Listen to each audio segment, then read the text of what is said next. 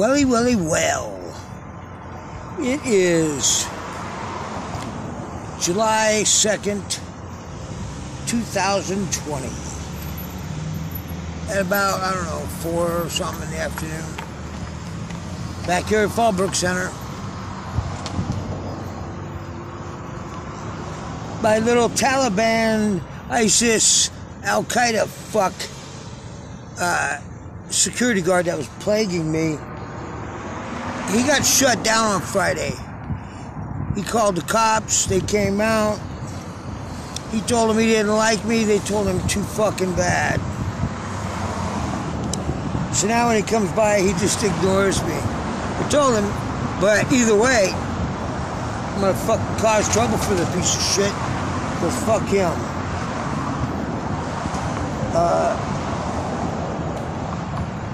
So, I don't know if this is gonna repeat itself again or not, but for the last few years, on July 4th and Christmas and New Year's, these days that have traditionally been holidays where people are out and about and partying and filling the streets, they have been like Omega Man empty. It's been creepy. Well, kind of explains why this year, when Gavin Newsom and Eric Garcetti basically canceled the 4th of July for California, nobody complains. Apparently. I mean, I would think that would be the most important national holiday for us to actually get out and celebrate. Would be Independence Day, the day we declared ourselves a nation, not just some rebellious colony. And it always has been. But in the last several years, there's been a souring of the country's temperament. And there's not this jovial attitude anymore. I see individuals doing great acts of kindness and being very nice, but you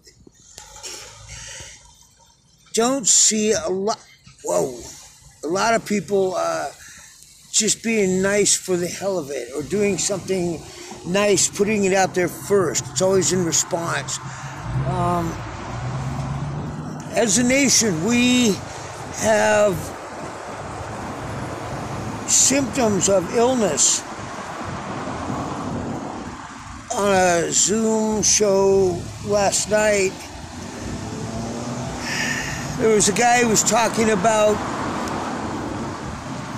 what he thinks of the nation, about how it's always my way or the highway, and people blaming the victim, the abuser blaming the victim, and all the things that he said about America were the same things I had just heard on some video about what people consider a toxic person in a toxic relationship. So America is the toxic person. At least parts of the government, most of the government, the media, whatever. And for the most part, I think the citizens are fairly good people.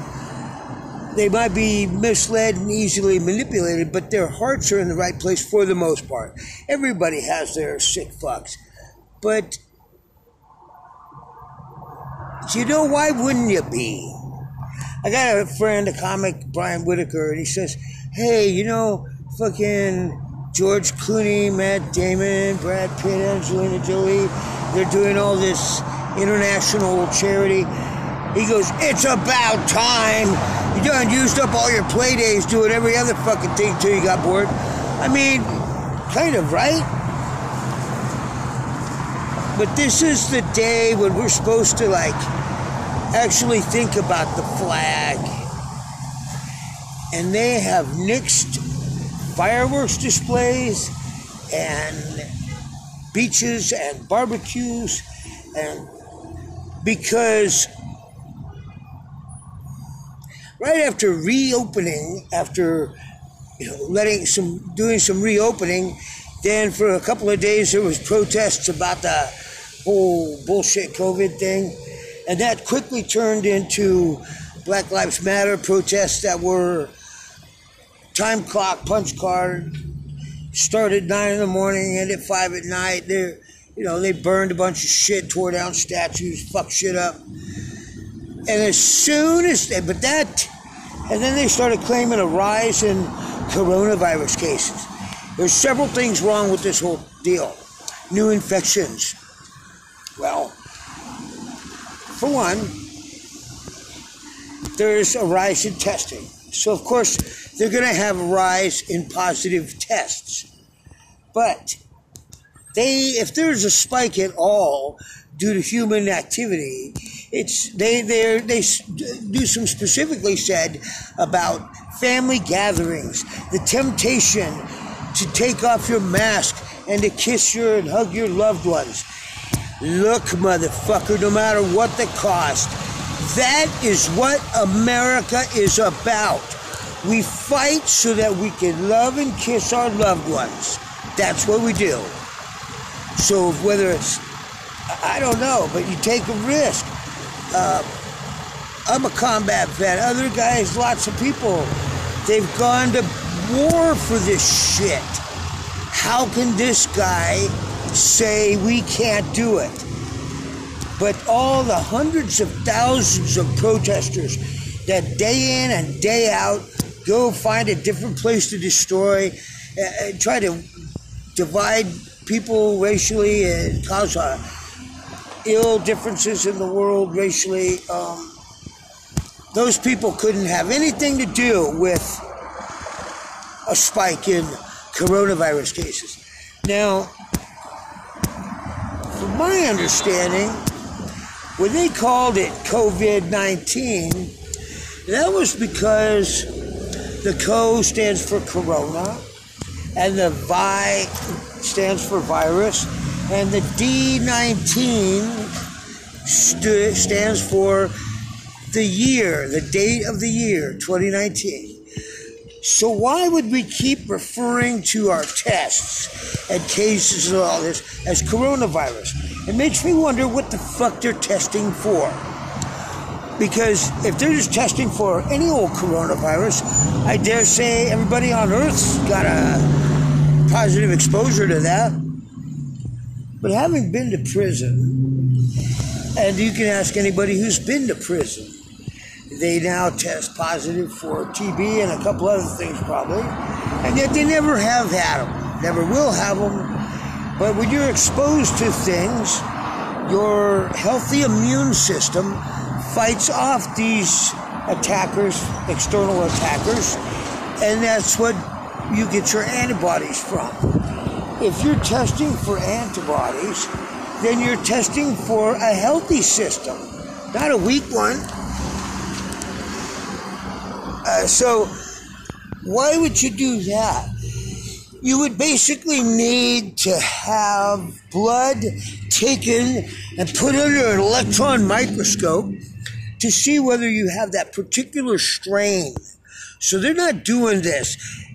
And also, why do they got to do a nasal swab so far up in your sinus cavities that you almost touch the brain? That doesn't even make sense. I think they're inserting a total recall ball, and they're going to push a button one day and everybody they've ever tested, bop, falls down, explosion in the brain. Well, think that sounds crazy? Really? We got too many people. People want depopulation. If they could get away with it, they would. And the only thing stopping them is consequence, not morality. As far as family members, because of the fact that if you are inherently immune yourself or your parents or your aunt and uncle, because there's whole mitochondrial DNA chains and you share essentially the same traits in a family tree. Most of the people that are resistant to one disease in one family are the whole family tends to be that way. Not always, but many times, because they are genetically predispositioned to be immune to that particular strain per se.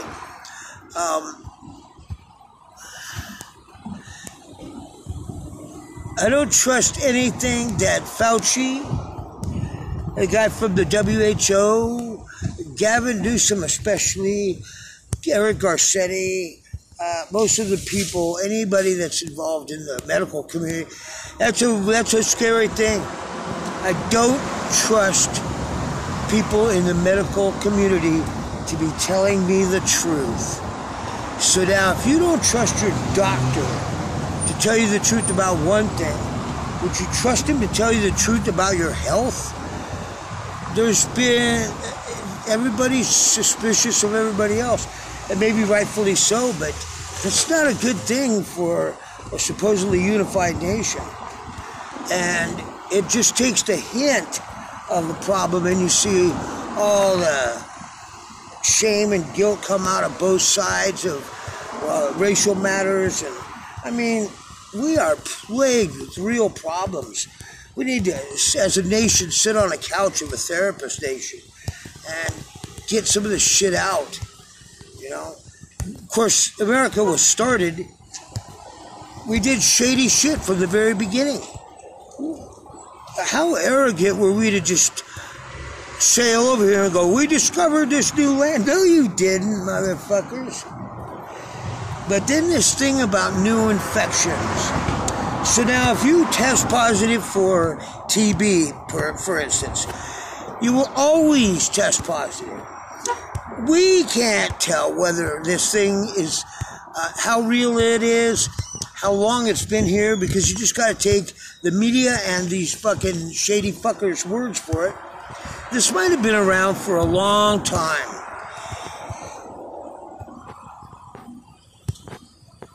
And if you've ever had it or got exposed to it and then fought it off, then that would leave antibodies in there that would show up in a test, and then it would give you a false positive.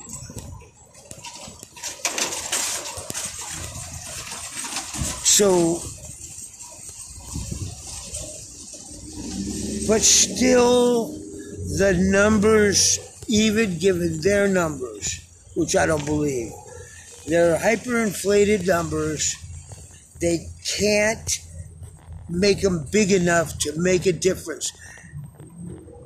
I was doing math with the numbers, and it comes out to about your chance of dying in America from COVID is approximately 0.011% of 1% of 100%, right?